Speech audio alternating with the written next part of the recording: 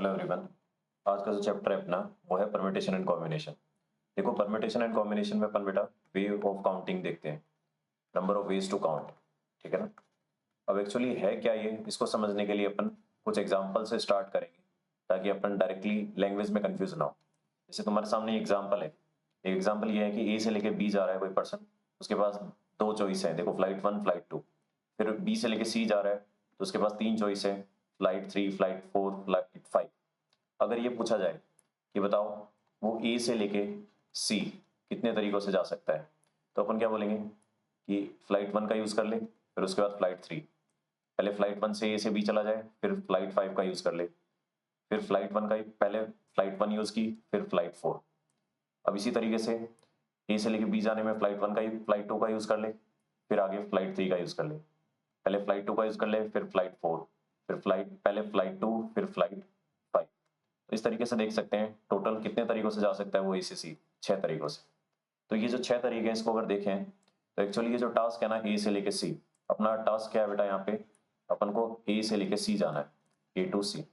अगर इस ए से लेके सी को देखें, इसको ब्रेक करें तो इसको अपन देखें ना तो दो सब टास्क है यहाँ पे। अगर सब टास्क देखें तो ए से लेके बी जाना और बी से लेके सी जाना, ये बेटा अपने क्या हो गए सब टास्क। कि ये जो टास्क है ना, इनके अंदर अगर ऑब्जर्व करें तो ये दो सब टास्क नेसेसरी है। अब एक बात बताओ, ए से लेके बी कितने तरीकों से जा सकता है? अपने पास है दो तरीके। बी से लेके सी कितने तरीकों से जा सकता है? अपने पास है तीन तरीके। तो ये बताओ अगर इन दोनों को मल्टीप्लाई करें तो टोटल कितने वेज जनरेट होंगे? 6। तो यही तो 6 तरीके हैं बेटा। तो इस तरीके से अपन प्रिंसिपल ऑफ मल्टीप्लीकेशन को क्रिएट करते हैं।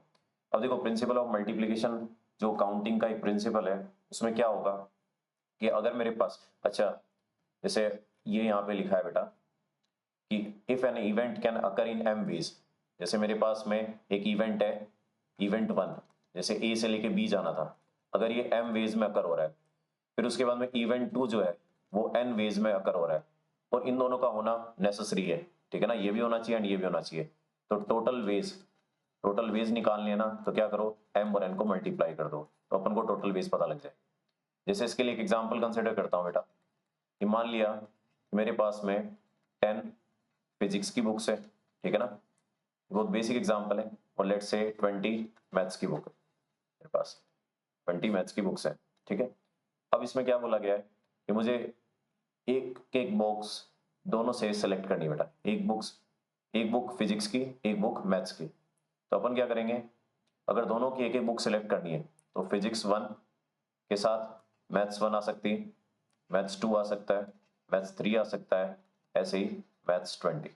देखो, फिजिक्स 1 के करस्पॉन्डिंग मुझे 20 चॉइसेस मिल रही है, ऐसे ही फिजिक्स 2 सेलेक्ट कर सकता हूँ, उसके करस्पॉन्डिंग मैथ 1, मैथ 2, इस तरीके से मैथ 20। तो इसी लॉजिक से कह सकता हूँ ना बेटा, हर एक फिजिक्स की बुक के करस्पॉन्डिंग मेरे पास में मैथ्स की 20 चॉइसेस है। इसका मतलब ये मैथ्स की 20 चॉइस हो गई। तो इसका मतलब ये हो गया, प्रिंसिपल ऑफ मल्टीप्लिकेशन के अकॉर्डिंग डायरेक्टली अगर ये आंसर निकालना है तो अपन ये कहेंगे कि अगर एक फिजिक्स की बुक और एक मैथ्स की बुक सेलेक्ट करनी है, तो इसका मतलब ये टास्क तब कंप्लीट होगा जब मैं एक फिजिक्स की बुक सेलेक्ट कर लूं एंड एक मैथ्स की बुक सेलेक्ट कर लूं। तो ये बताओ, फिजिक्स की बुक के लिए कितनी चॉइस है? 10। मैथ्स की बुक के लिए कितनी चॉइस है? 20। तो क्या जनरेट होगा? 200। वही तो यूनिटरी मेथड से जनरेट हो रहा था बेटा। देखो, यहाँ पे लिखा था ना कि फिजिक्स 1 के करस्पॉन्डिंग 20 चॉइस है मैथ्स की, फिजिक्स 2 के करस्पॉन्डिंग 20 चॉइस है, फिजिक्स 3 के चॉइस के करस्पॉन्डिंग 20 चॉइस है। अब देखो, अगर अपन इसको आगे एक्सटेंड करना चाहे ना तो एक्सटेंड भी कर सकते हैं। मान लो कि कोई टास्क है, ठीक है ना, कोई भी टास्क कंप्लीट हो रहा है, वो event E1, E2, E3, E4 इनसे मिलके बना, बहुत सारे इवेंट। ये जो टास्क है इवेंट E1 N1 वेज से परफॉर्म हो सकता है, ये N2 से, ये N3 से, ये N4 से।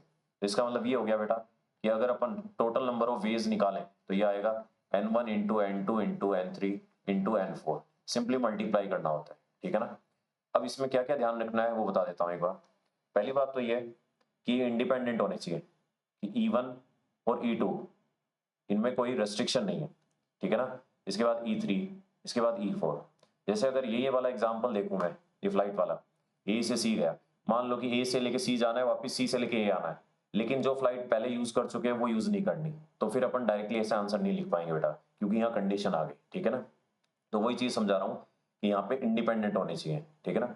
अगर इंडिपेंडेंट नहीं होगा, डिपेंडेंट हो जाएगा तो चॉइसेस कम हो जाएगी। ठीक है। तो ये सबसे basic fundamental principle of multiplication आता है। अब देखो इसके बाद में आता है फंडामेंटल प्रिंसिपल ऑफ एडिशन, तो उसको कंसिडर करते हैं बेटा। तो अगर फंडामेंटल प्रिंसिपल ऑफ एडिशन को समझना है तो इसी एग्जांपल को अपन कंसिडर कर लेते हैं। ये जो 10 फिजिक्स वाला और 20 मैथ्स वाला एग्जांपल है, ठीक है। एक बात बताओ, अगर मैं तुमसे बोलूं कि जो स्टूडेंट है, कोई स्टूडेंट है, वो एक फिजिक्स की बुक सेलेक्ट कर सकता है या फिर एक मैथ की बुक सेलेक्ट कर सकता है। तो देखो, या तो वो फिजिक्स की बुक सेलेक्ट कर सकता है या मैथ की, ठीक है ना, लेकिन दोनों सेलेक्ट नहीं कर रहा। तो एक बात बताओ, फिजिक्स के लिए 10 चॉइस है, तो उन 10 में से कोई एक सिलेक्ट कर सकता है, या फिर मैथ की 20 चॉइस है, उनमें से एक सिलेक्ट कर सकता है। तो कुल मिला के मेरे को एक ही बुक सेलेक्ट करनी है, ध्यान रखना। तो इसका मतलब टोटल 30 तरीकों से मैं एक बुक सेलेक्ट कर सकता हूँ, या तो वो फिजिक्स से आ सकता है या मैथ से। तो यहाँ पे चॉइसेस हो गई ना बेटा, या तो फिजिक्स की बुक सेलेक्ट हो जाएगी या मैथ्स की। लेकिन जब मैं ये बोल रहा हूँ कि एक फिजिक्स आना चाहिए एंड एक मैथ आना चाहिए, तो इसका मतलब रेस्ट्रिक्शन है वहां पे, ठीक है ना। तो वहां पे पेयर वाइज बहुत सारे केसेस जनरेट हो जाएंगे, फिजिक्स के करस्पॉन्डिंग मैथ्स के 20 केसेस है हर एक फिजिक्स की बुक के करस्पॉन्डिंग, ठीक है ना। तो इस तरीके से मल्टीप्लिकेशन प्रिंसिपल होता है, और उसी के पैरेलली एडिशन प्रिंसिपल समझा दिया बेटा। तो ये देखो, एडिशन प्रिंसिपल में जो सबसे इंपॉर्टेंट वर्ड है वो और है बेटा। तो यहाँ पे चॉइसेस होंगी मेरे पास में, या तो ऐसे परफॉर्म कर लो टास्क को, या फिर ऐसे, तो सिंपली ऐड कर देंगे। लेकिन जब अपन मल्टीप्लिकेशन प्रिंसिपल देखें तो वहां पे रेस्ट्रिक्शन होता है कि एक फिजिक्स आना चाहिए एंड एक मैथ आना चाहिए, इसका मतलब एंड होगा वहां पे। तो इसका मतलब ये एंड वाले वर्ड से हिंट लगेगा अपन को, क्लियर। अब देखो, बुक्स में बहुत सारे बेसिक बेसिक एग्जांपल दिए होते हैं, उनमें से कुछ एग्जांपल यहाँ पे मैंने कंसिडर किए हैं। सबसे पहले ये रूम वाला एग्जांपल देखते हैं। ये रूम हैज 6 डोर्स, ठीक है ना। In how many ways it can enter by one door and leave by another. देखो एक रूम है बेटा, उस रूम में देखें तो 6 डोर है, ठीक है ना। मान लिया कि इस तरीके से एक यहाँ पे, एक यहाँ पे, ठीक है, एक यहाँ पे, एक यहाँ पे, एक यहाँ पे, एक यहाँ पे। तो लेट्स से इसका D1, D2, D3, D4, D5, D6। अब एक बात बताओ, अपन को एंटर करना है और लीव करना है बेटा। तो एंट्री के लिए एक चॉइस, सॉरी एक प्लेस बनाऊंगा, और एग्जिट के लिए एक प्लेस बनाऊंगा। तो ये बताओ एंट्री के लिए कितनी चॉइस हो गई। एंट्री के लिए मेरे पास 6 चॉइस है, ठीक है ना। लेकिन उसने बोला है कि लीव बाय अनदर, जिससे आया है उससे एग्जिट नहीं करना, ठीक है ना, उससे अलग डोर होना चाहिए। तो इसका मतलब ये हो गया बेटा कि अगर मैंने उन 6 में से कोई एक यूज कर लिया तो आगे मैं, मेरे पास 5 चॉइस बचेगी। तो total number of ways to make entry then an exit क्या आ जाएगा, 30 आ जाएगा बेटा। तो इसका मतलब टोटल 30 तरीकों से मैं एंट्री एग्जिट कर सकता हूँ। देख भी सकते हो, जैसे D1 से एंट्री की तो D2, D3, D4, D5, D6, कोई 5 होंगे बेटा, ये इनमें से एक सेलेक्ट कर लूँ। ऐसे ही D2 के corresponding D1, D3, D4, D5, D6, ठीक है। इसी तरीके से देखो, अगर मैंने एंट्री D6 से की तो क्या आएगा, D1, D2, D3, D4, D5। तो देख सकते हो पहली रो में भी एग्जिट के लिए 5 तरीके हैं, दूसरी एंट्री में एग्जिट के लिए भी 5, ऐसे ही 6th वाली एंट्री के करस्पॉन्डिंग भी एग्जिट के 5 तरीके हैं। तो इसका मतलब मल्टीप्लाई करके यूनिटरी मेथड से 30 बोल सकते हैं, ठीक है। अब देखो, जैसे एक थोड़ा सा इंटरेस्टिंग एग्जांपल कंसिडर किया बेटा मैंने। जैसे यहाँ पे लिखा find number of terms in the product. अगर यहाँ पे प्रोडक्ट देखो ना, तो मेरे पास 4 ब्रैकेट है, एक ब्रैकेट, दूसरा ब्रैकेट, तीसरा ब्रैकेट, चौथा ब्रैकेट। तो एक बात बताओ, अगर कोई भी टर्म बनेगी तो उसके लिए मैं एक टर्म यहाँ से सेलेक्ट करके लाऊंगा, एक टर्म यहाँ से सेलेक्ट करके लाऊंगा, एक टर्म यहाँ से, एक टर्म यहाँ से। तो देखो पहले ब्रैकेट से मैं किसी एक टर्म को सिलेक्ट करूंगा तो इसका मतलब 3 टर्म्स हैं, या तो ए आ सकता है, बी आ सकता है, सी आ सकता है। ऐसे ही दूसरे ब्रैकेट से देखो कोई एक टर्म आएगी, अगले से भी कोई एक टर्म, अगले से भी कोई एक टर्म। तो इसका मतलब ये हो गया कि 3 इंटू 3 इंटू 4 इंटू 5, इतने तरीकों से अलग अलग टर्म जनरेट होगी। तो ये नंबर क्या जाएगा, 4 5 20 360 180। तो ऐसा क्यों हो रहा होगा बेटा, देखो जैसे मैंने पहले ब्रैकेट से लेट से ए सिलेक्ट किया, दूसरे से डी, अगले से पी, अगले से लेट से एक्स। तो देख लो automatically X A D P, sorry हाँ एक्स ए डी पी, ये टर्म जनरेट हो गई ना बेटा। ऐसे ही मैंने मान लो कि पहले से ए सिलेक्ट किया, दूसरे से ई सिलेक्ट किया, तीसरे से आर सिलेक्ट किया, फिर एक्स सिलेक्ट कर लिया, तो ऐसे टर्म आ जाएगी या नहीं आ जाएगी। तो इसका मतलब ये हो गया कि टोटल अलग ऐसे कितने टर्म्स क्रिएट होंगी, 180 टर्म्स क्रिएट होंगी। अब देखो अगले एग्जांपल पे आते हैं बेटा। From the digit 0 1 2 3 4 5 6 how many 4 digit numbers with distinct digit can be constructed. एक बात बताओ, अगर 4 डिजिट का नंबर बनाना है मेरे को तो कितने प्लेसेस होंगे, 4 प्लेसेस। तो यूनिट प्लेस को फिल करना भी नेसेसरी है, टेंस प्लेस को फिल करना भी नेसेसरी, 100 प्लेस को भी और 1000 प्लेस को भी। अब देखो मेरे को क्या बोला गया है कि how many 4 digit numbers with distinct digit, digits distinct होने चाहिए, मतलब अगेन मैं इसको यूज नहीं कर सकता अगर एक डिजिट पहले यूज हो चुका है। तो ये बताओ 1000 प्लेस पे कितनी चॉइस होगी बेटा, 6 चॉइसेस हो गए यहाँ पे, क्योंकि जीरो नहीं आ सकता। अब एक बात बताओ, यहाँ पे जीरो नहीं आ सकता था, लेकिन यहाँ के लिए तो जीरो अवेलेबल हो जाएगा। लेकिन वो नंबर यूज नहीं कर सकता मैं जो पहले यहाँ आ चुका होगा, ठीक है ना। तो इसका मतलब ओवरऑल अभी भी मेरे पास 6 डिजिट अवेलेबल है, क्योंकि 0 अब आ गया ना ऑप्शन के लिए। अब देखो जब यहाँ पे मैंने एक एंट्री रख दी और 1000 प्लेस पे रख दिया तो 2 यूज हो गए बेटा 7 में से, तो यहाँ पे कितनी चॉइस होगी 5। फिर यहाँ पे मैंने अगर एक रख दिया है तो फिर आगे कितनी चॉइस अवेलेबल हो जाएगी मेरे पास, 7 में से 3 यूज हो गए, इसका मतलब यहाँ पे 4 आ जाएगा बेटा। देख लो मेरे पास 60 डिजिट्स अवेलेबल थे, तो 1000 प्लेस पे 6 चॉइस होगी क्योंकि 0 आ नहीं सकता। फिर जैसे 100 प्लेस पे आया तो अब 0 ऑप्शन में आ गया है, तो इसका मतलब ये हो गया कि बेटा जो एक पहले मैंने रख दिया है वो यूज नहीं करूंगा, लेकिन 0 तो आ गया ना, तो टोटल वापिस 6 ही बच गए। फिर जब मैंने 100 और 1000 प्लेस पे दो डिजिट्स ओवरऑल रख दिए हैं, तो 7 में से 2 गए तो 5 बचे।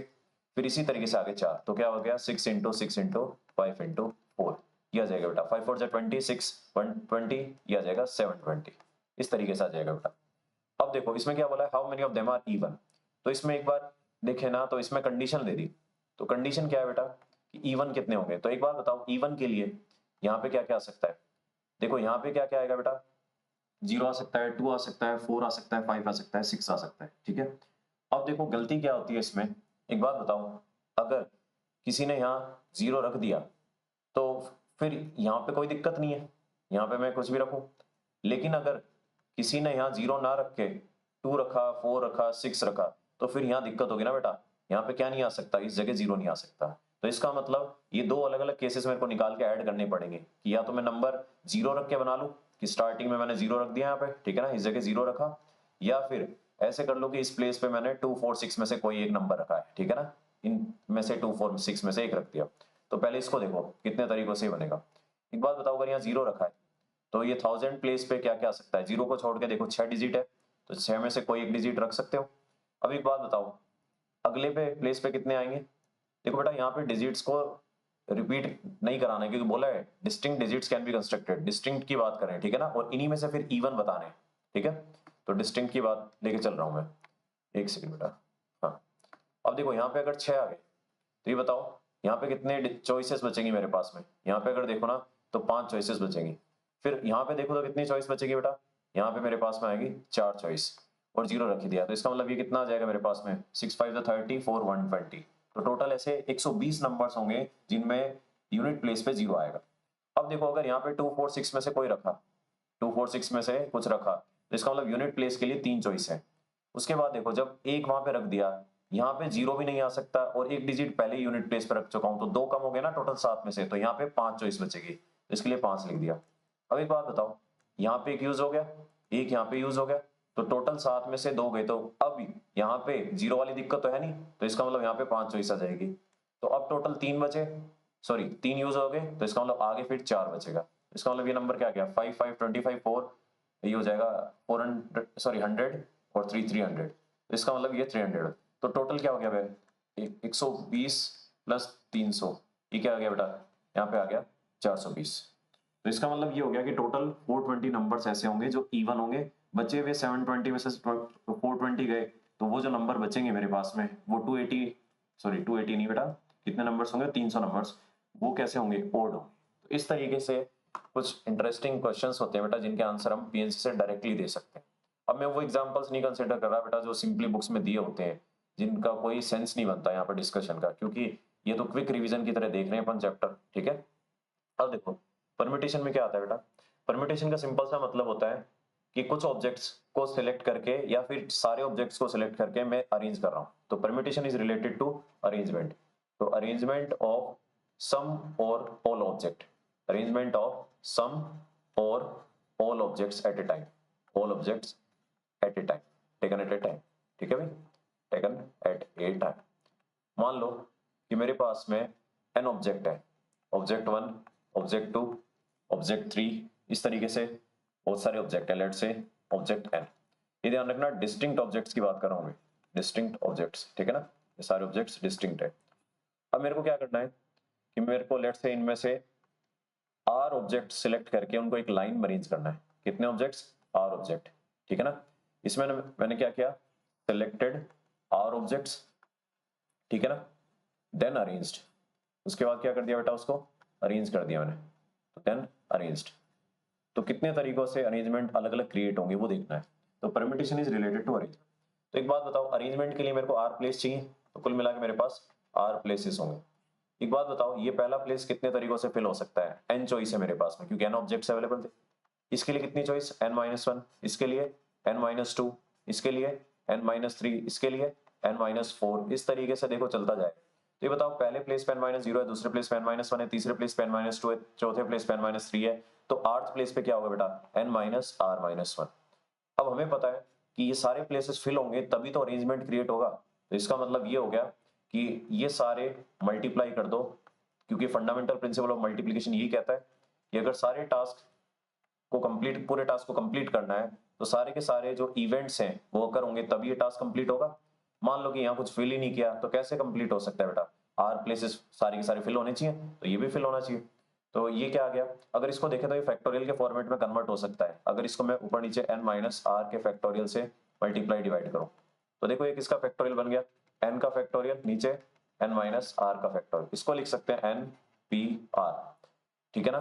परम्यूटिंग n objects taken r at a time at r places, ठीक है ना?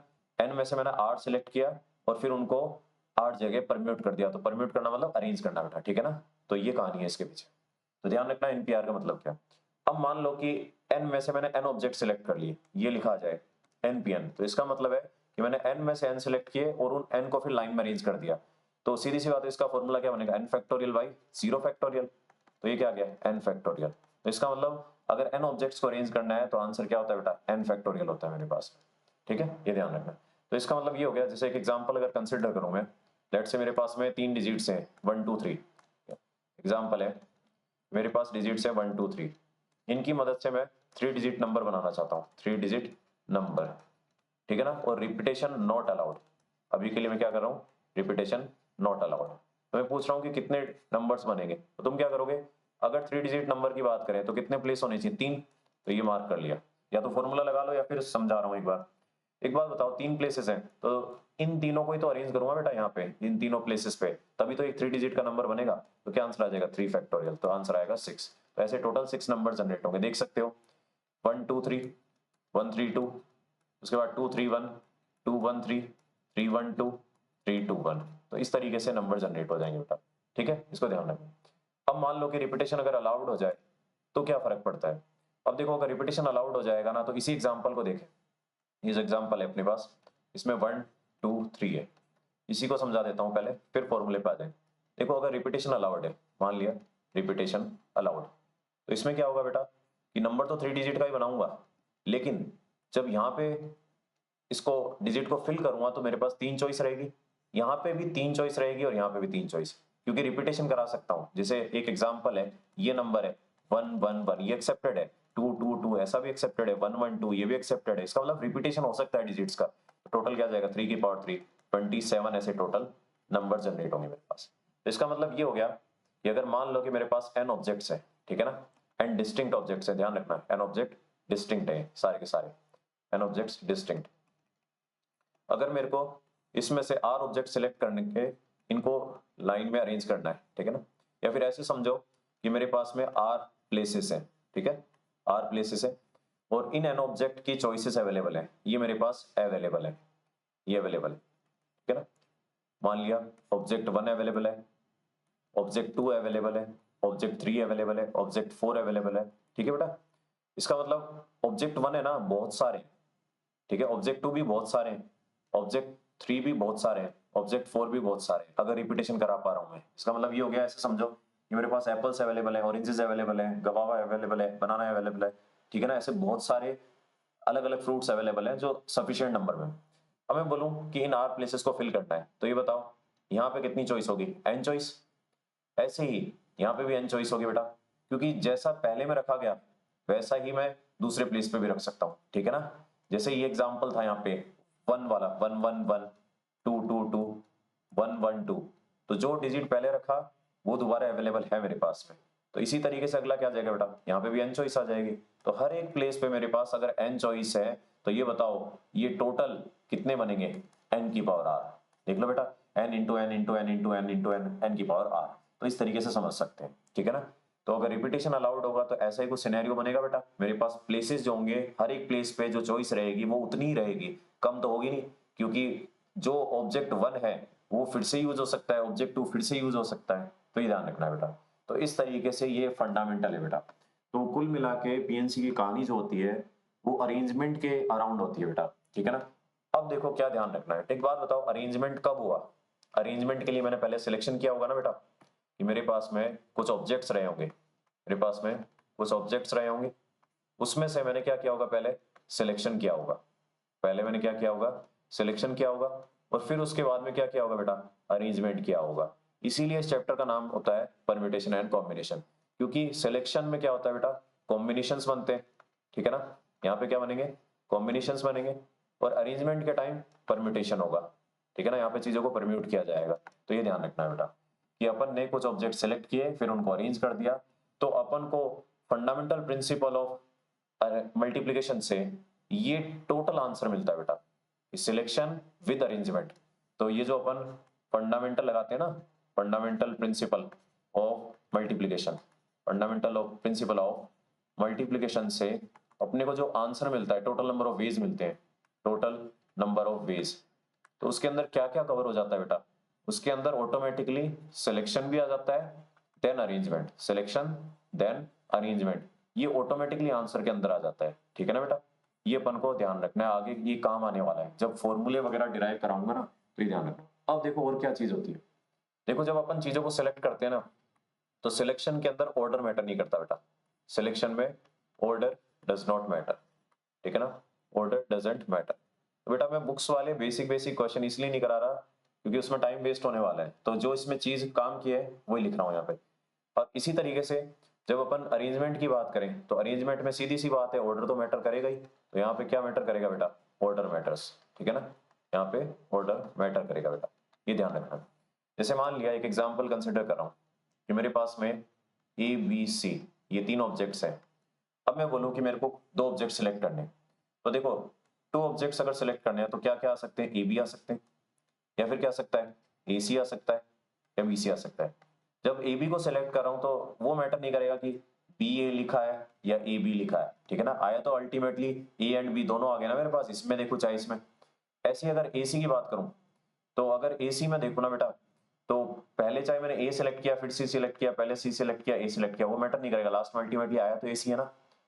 बीसी की बात करूं बेटा, तो यहाँ पे पहले बी सिलेक्ट करूं बाद में सी सिलेक्ट करूं, या पहले सी सिलेक्ट करूं बाद में बी, आया तो बीसी है ना। इसका मतलब ये हो गया कि सिलेक्शन में ऑर्डर मैटर नहीं करेगा। लेकिन अगर मैं ये बोलूं कि after selection I have to arrange them in a line, after selection arrange them in line, arrange them, तो जब अरेंज करेंगे ना बेटा, तो उस समय देखो ऑर्डर मैटर करेगा।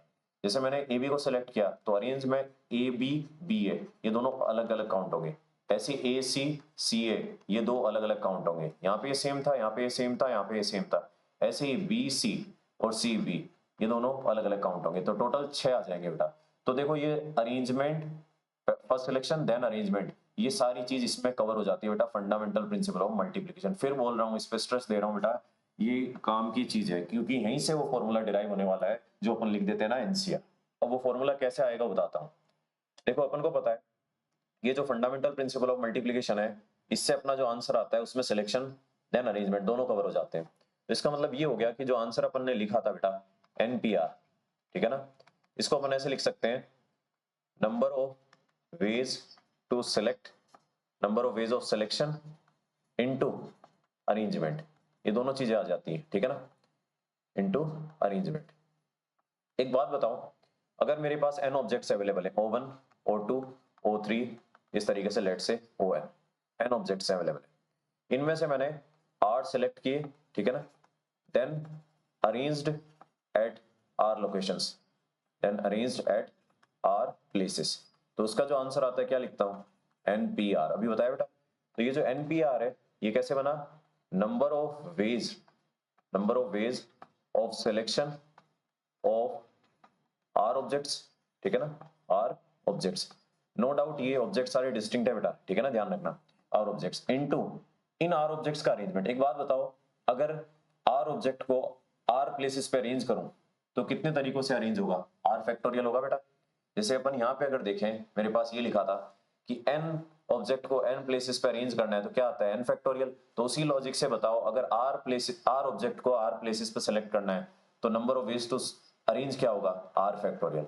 तो सिलेक्शन किया, ये नंबर मुझे नहीं पता क्या होता है, इसको मैंने एज इट इज लिखा, लेकिन ये पता है कि आर ऑब्जेक्ट सिलेक्ट होने के बाद में अगर आर प्लेसेस पर अरेंज करना है तो आर फैक्टोरियल होगा। तो यहां से देखो number of ways of selection, अगर ये निकालना है number of ways of selecting r objects, ये अगर निकालना है, सिर्फ इतना पूछ ले तो वो कैसे निकाल सकते हैं, टोटल और डिवाइड बाय अरेंजमेंट। ये देखो एनपीआर का फॉर्मूला निकाला ही था, n factorial by n minus r factorial, और ये आर फैक्टोरियल। इसी को बेटा अपन बाइनोमियल थ्योरम में पढ़ते हैं, ये एनसीआर होता है। इस वजह से ये एनसीआर अपन को बताता है number of ways to select r objects out of n distinct objects available.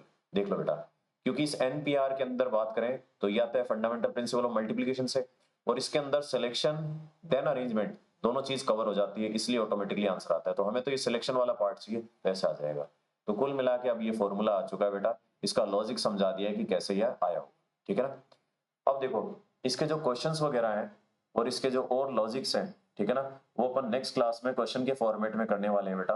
तो नेक्स्ट क्लास में मिलते हैं, थैंक यू।